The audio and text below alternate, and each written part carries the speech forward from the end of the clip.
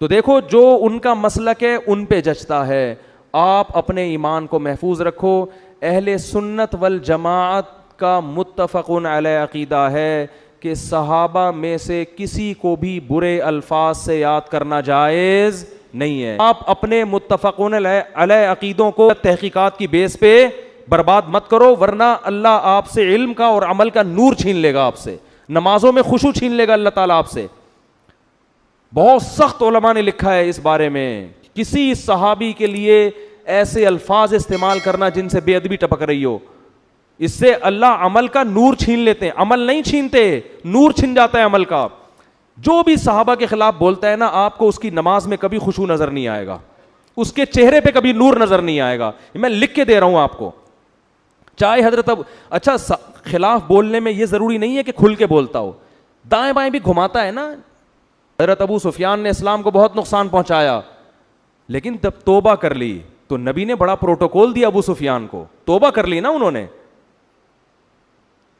توبہ کر لی. حضرت عمر بھی تو حضرت نبی کو قتل کرنے کے لیے نکلے تھے, لیکن جب توبہ کر لی تو اب یہ نہیں کہہ سکتے کہ عمر کا تو ارادہ قتل کا تھا اور یہ تھے اور وہ تھے. بھائی جب توبہ کر لی تو اللہ نے کیا کر دیا, معاف. اور صرف خالی پیلی کی توبہ نہیں کی ہے, حضرت ابو سفیان نے اسلام لانے کے بعد ساری زندگی میدان جنگ میں گزاری ہے کہ جو میں نے اسلام کو نقصان پہنچایا تھا, اب میں لڑائی کے میدان میں لڑ کر اس نقصان کی تلافی کروں.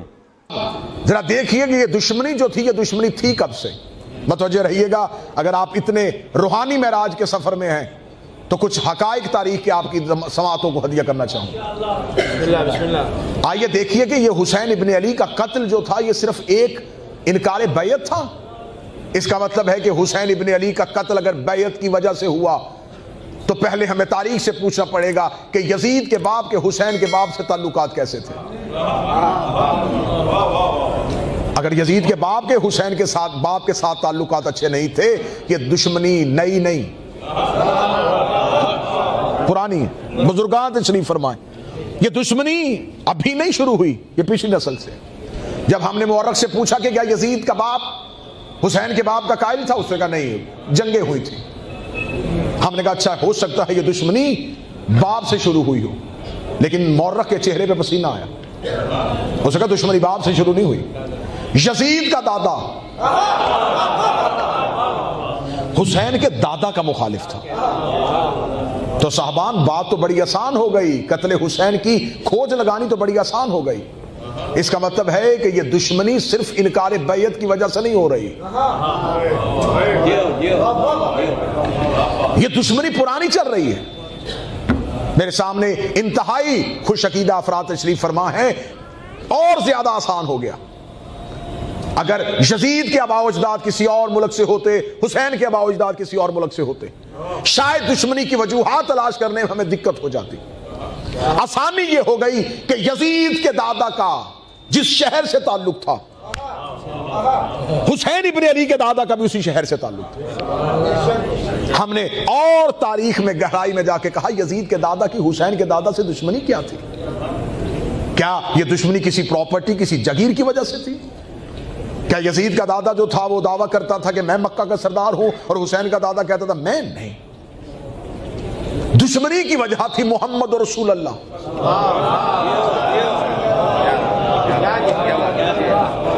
دشمنی تو اس سے پہلے بہت پیچھے تک بھی میں پڑھ سکتا ہوں کہ کہاں سے شروع ہوئی تھی. چلے مکہ سے شروع کر لیتے. سب سے بڑا اسلام کا دشمن تھا یزید کا دادا, اس میں کوئی شک ہے؟ آپ بولیں گے تھوڑا میرے ساتھ, میں تاریخی حقائق پڑھنے لگا. اس نے جنگ بدر رسول کے ساتھ, احد رسول کے ساتھ, 3 سال تک رسول کا سوشل بائیکاٹ, رسول کو مکے میں رسول کا عرصہ حیات تنگ کر دیا. اس نے رسول کو شیب ابی طالب میں اپنے خاندان کے ساتھ محصور کرنے میں اس کا کردار, بہت ظلم کیے اس نے. لیکن اب تاریخ میں زیادتی یہ ہوئی کہ جو سب سے بڑا ظالم تھا وہ فتح مکہ پہ مسلمان ہو گیا. کانٹوں پہ چلنا پڑتا ہے اہل بیت کو ماننے کے لیے, دانتوں کو پسینہ آتا ہے یہ حقائق پڑھنے کے لیے. اس نے کلمہ پڑھ لیا. دیکھیں کافر کی ایک ہی شکل تھی, قرآن میں ایک ہی صورت آئی, کافرون. مسلمان کی ایک شکل ہوتی تو اللہ ایک ہی صورت بھیجتا، مسلمون۔ کافروں کی کوئی دوسری کیٹیگری نہیں، ایک ہی ہے کافرون۔ کافر کافر ہی ہوتا ہے۔ مسلمان کی ایک شکل نہیں، دو۔ خدا نے صورتیں بھی دو بھیجی، ایک مومنون،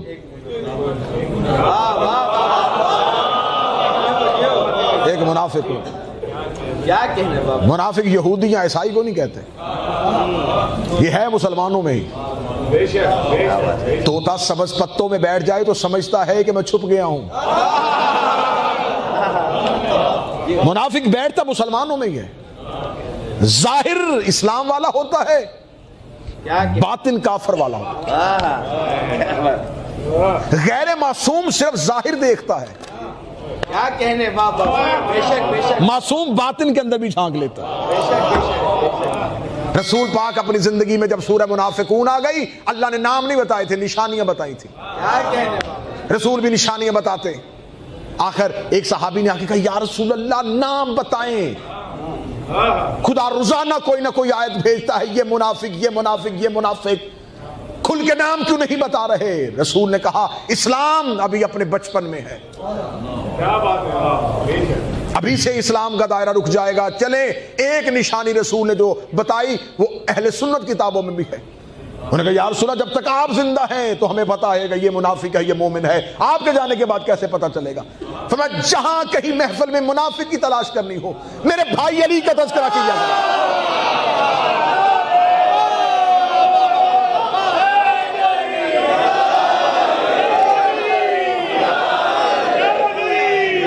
فضائل علی سے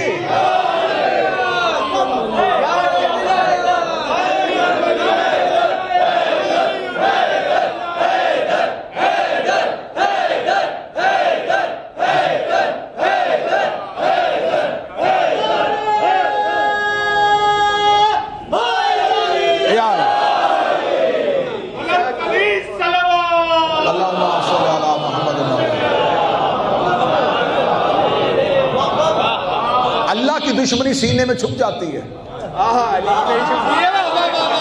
جو قریب بیٹھو تم قریب رہنا، رسول کی دشمنی سینے میں چھپ جاتی ہے۔ علی کی دشمنی چاہے بھی تو کوئی سینے میں چھپا نہیں۔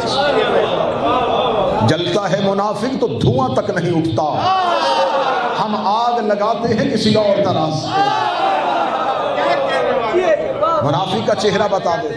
اب خدا نے صورتیں دو بھیجی، مسلمون نہیں، مومنون منافق۔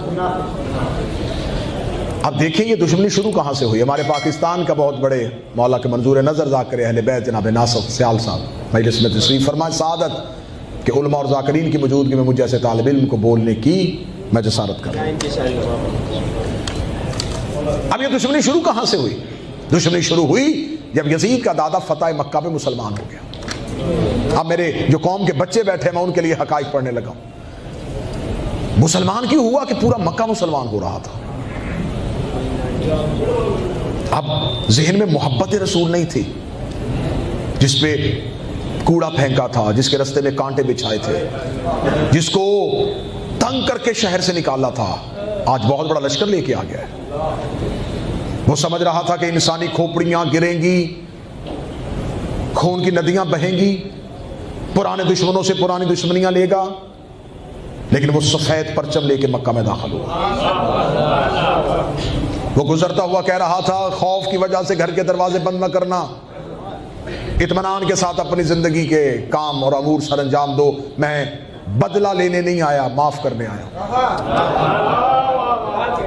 آج آپ کی یہ آج ظہرین کی بات کی یہ مجلس سنیں گے اور پھر مغربین کی مجلس کا تسلسل اسی سے قائم ہوگا، اور پھر آپ کو سلام ہوگا اور یہیں سے ہم اپنی محبت اور عشق کے سفر کا آغاز رکھیں گے۔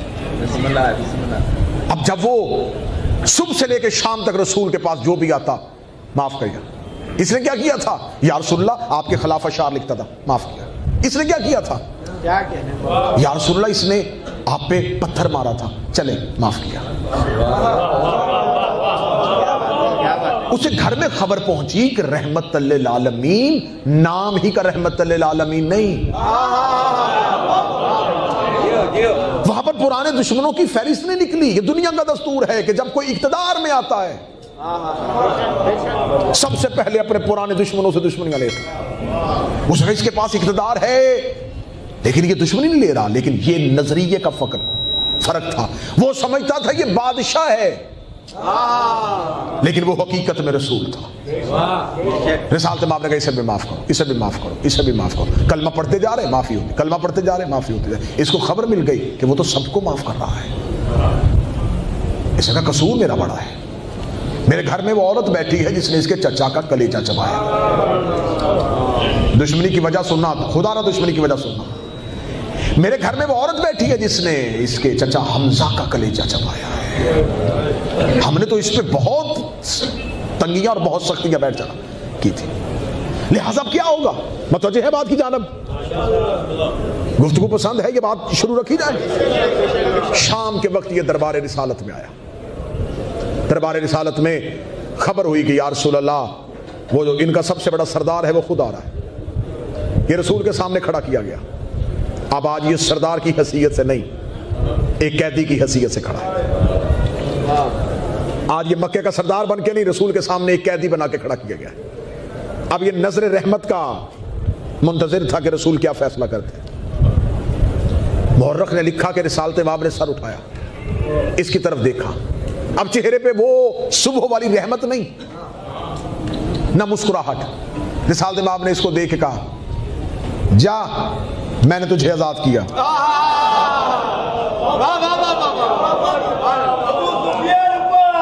جا میں نے تجھے آزاد کیا.